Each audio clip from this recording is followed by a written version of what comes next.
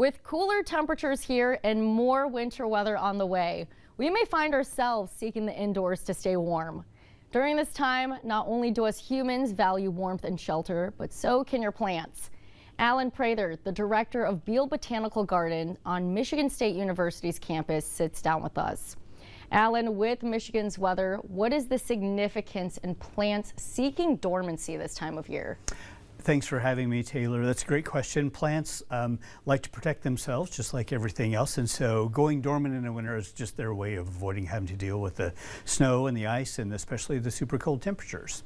You're not going to see many plants during this time of year kind of look like these tulips behind us, right? They're blooming like it's spring or summertime, but we're going to see much different winter weather on the way where it's going to be covered in snow. You may not even see the flowers or the plants. So during this time of winterizing, what should people be doing to their gardens, their plants, their landscapes?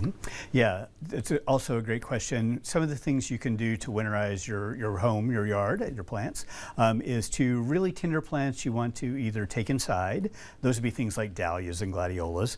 Other things you might just want to protect the buds by putting a little mulch on top of them. I like leaf mulch. I think the best way to do it is to mow up your leaves and bag it and then put them onto your tender plants, and that means there'll be nice compost for the next spring. I think also a lot of people in Michigan, especially in this area, have to deal with protecting their plants from deer over the winter. It's a huge problem even in some of our urban environments, and so if there are plants you really love, you might want to think about caging them, especially trees or shrubs that are going to be tasty to the deer over winter.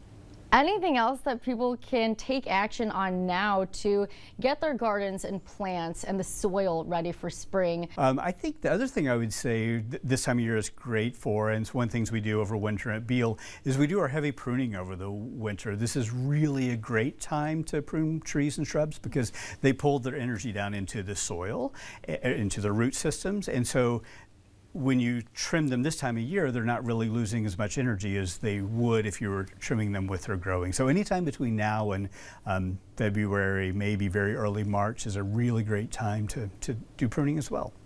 And then for the plants that are staying indoors, sometimes, it's a change in humidity.